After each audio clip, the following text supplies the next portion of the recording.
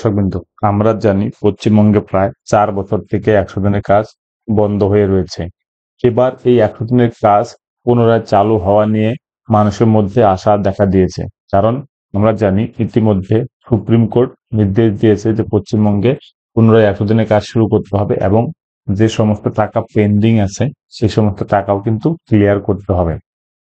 আমরা জানি 1লা আগস্ট থেকে পশ্চিমবঙ্গে 100 দিনের কাজ শুরু করার জন্য বলেছিল কলকাতা হাইকোর্টের প্রধান বিচারপতি টি.এস. শিবগানম। কিন্তু তারপরে আবার কেন্দ্রীয় সরকার সুপ্রিম কোর্টে অ্যাপিল করে, সেই অ্যাপিল খারিজ করে দেয় সুপ্রিম কোর্ট। বলা হয় যে পশ্চিমবঙ্গে 100 দিনের কাজ শুরু করতেই হবে এবং টাকাও দিতে হবে। আজকে আপনাদের আমি এই বিষয়েই দেখাবো যে গ্রামীণ মন্ত্রণালয় প্রধানমন্ত্রী দপ্তরকে কি জানিয়েছে এই 100 দিনের কাজের ব্যাপারে পশ্চিমবঙ্গে, সেটা বিস্তারিতভাবে দেখাবো। তার আগে বলে রাখি, যদি চ্যানেলটিতে নতুন হয়ে থাকেন তাহলে অবশ্যই চ্যানেলটিকে সাবস্ক্রাইব করবেন, ভালো লাগলে লাইক কমেন্ট শেয়ার করতে একদম ভুলবেন না, আর ভিডিওটি অবশ্যই প্রথম থেকে লাস্ট পর্যন্ত দেখবেন। তো চলুন বন্ধুরা দেখে নিই বিস্তারিত।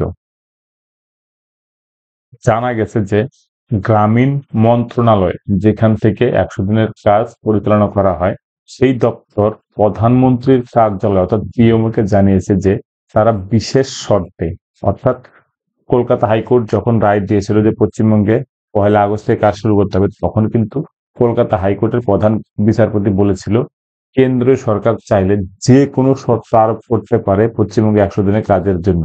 তো সেই বিশেষ শর্ত অর্থাৎ স্পেশাল কন্ডিশনে পশ্চিমবঙ্গে এমজিএনআরজিএস অর্থাৎ 100 দিনের কাজ পুনরায় চালু করার বিবেচনা করতে পারে।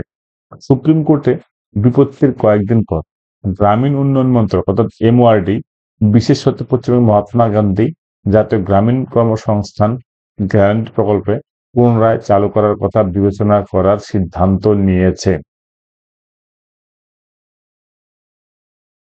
রাজ্যের এই প্রকল্পের বাস্তবায়ন 3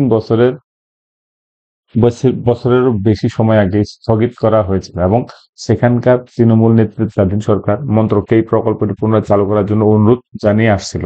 27 অক্টোবর সুপ্রিম কোর্ট কলকাতা হাইকোর্টের 18 জুনের আদেশকে চ্যালেঞ্জ করে কেন্দ্রের বিশেষ ছুটির আবেদন খারিজ করে দেয়, যেখানে 1লা আগস্ট 2025 থেকে পশ্চিমবঙ্গে 100 দিনের কাজ বাস্তবায়নের নির্দেশ দেওয়া হয়েছিল। হাইকোর্ট রাজ্যে এই প্রকল্প বাস্তবায়নের জন্য বিশেষ শর্ত আরোপের দায়িত্ব কেন্দ্রের উপর ছেড়ে দিয়েছিল। তার আদেশে হাইকোর্ট বলেছিল যে কেন্দ্র সরকারের যথাযথ কর্তৃপক্ষ বিশেষ শর্ত, বিধিনিষেধ এবং প্রবিধান ইত্যাদি আরোপ করার সম্পূর্ণ ক্ষমতাপ্রাপ্ত, যা দেশের অন্যান্য রাজ্যে আরোপ করা হয়নি, যাতে নিশ্চিত করা যায় যে 2025 সালের আগস্ট থেকে এই প্রকল্পটি বাস্তবায়নের সময় কোনো অবৈধতা বা অনিয়ম না ঘটে।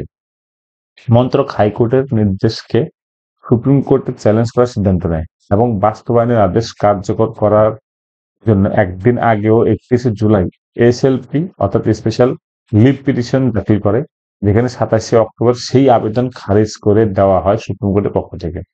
2005 সালে মনরেগার 27 ধারা ব্যবহার করে কেন্দ্র 9 মার্চ 2022 থেকে পশ্চিমবঙ্গের তহবিল বিতরণ স্থগিত করে কেন্দ্র সরকারের নির্দেশাবলী অমান্য করার কারণে। তারপর থেকে রাজ্য এই প্রকল্পের অধীনে কোনো কাজ হয়নি। প্রকল্পটি স্থগিত হওয়ার আগে 2014-15 থেকে 2021-22 সালের মধ্যে রাজ্যের 51 লক্ষ থেকে 80 লক্ষ পরিবার বার্ষিক এটির সুবিধা পেত। প্রধানমন্ত্রী দপ্তর ইতিমধ্যে মন্ত্রককে আরো বিস্তারিত নোট পাঠাতে বলেছে বলে খবর। কেন এই সিদ্ধান্ত নিয়েছে কেন্দ্র? এই সিদ্ধান্তের পেছনে মূল কারণ সুপ্রিম কোর্টের কেন্দ্রের পরাজয়। গত 27 অক্টোবর কলকাতা হাইকোর্ট নির্দেশ দিয়েছিল, আমরা জানি সেটা। এই জন্যই কিন্তু কেন্দ্র সরকার এখন বাধ্য হয়েই, আর যেটা বলা হচ্ছে যে পশ্চিমবঙ্গে 100 দিনের কাজ শুরু করতে যাচ্ছে। রাজনৈতিক মহলের মধ্যে আদালতে পরাজয়ের পরই সুর নরম করেছে কেন্দ্র। এখন বিধানসভা নির্বাচনের আগে যদি বাংলাকে অর্থ বরাদ্দ করতে হয়, তবে তা শুধুই প্রশাসনিক নয়, রাজনৈতিক ক্ষেত্রেও বড় ধাক্কা হবে কেন্দ্র সরকারের পক্ষে, সেটা বলা হচ্ছে। বাংলার প্রতি বঞ্চনা ইস্যুতেই তারা আগামী নির্বাচনে প্রধান হাতিয়ার করবে এই 100 দিনের প্রকল্পের টাকা না পাওয়ার অভিযোগকে। প্রসঙ্গত, গত 3 বছর ধরে পশ্চিমবঙ্গে এই প্রকল্পের প্রাপ্য অর্থ পাচ্ছে না। দুর্নীতি অনিয়মের অভিযোগ পেলে কেন্দ্র বরাদ্দ টাকা স্থগিত করে রেখেছে। কিন্তু এই সিদ্ধান্তের বিরুদ্ধে আদালতে লড়াই চালিয়েছে রাজ্য সরকার। কলকাতা হাইকোর্টের রায় পক্ষে এলো, কেন্দ্র তা মানেনি। শেষ পর্যন্ত সুপ্রিম কোর্টেও হাইকোর্টের রায় সিলমোহর করেছে। সর্বোচ্চ আদালত স্পষ্ট জানিয়েছে বকেয়া টাকা মিটিয়ে দিতেই হবে কেন্দ্রকে। হাইকোর্টের নির্দেশে বলা হয়েছে কেন্দ্র চাইলে শর্ত আরোপ করতে পারে, যে কোনো শর্ত অর্থাৎ স্পেশাল কন্ডিশন তারা আরোপ করতে পারে, কিন্তু রাজ্যে প্রাপ্য টাকা আটকে রাখা যাবে না কোনোভাবেই। আদালত আরো জানিয়েছে শর্ত আরোপের বিষয়টি সম্পূর্ণ প্রশাসনিক, অর্থাৎ টোটালটাই কিন্তু গ্রামীণ মন্ত্রকের অধীনে থাকবে যে কি কি শর্ত তারা আরোপ করতে পারে পশ্চিমবঙ্গে একজনের কাজ শুরু করার জন্য। এই নিয়ে রাজ্য কেন্দ্রের মধ্যে আলোচনা করে সিদ্ধান্ত নিতে হবে। সূত্রের খবর, আদালতের নির্দেশ কার্যকর করতে কিভাবে এগোনো হবে সেই নিয়ে এখন জোর আলোচনা চলছে মন্ত্রকে।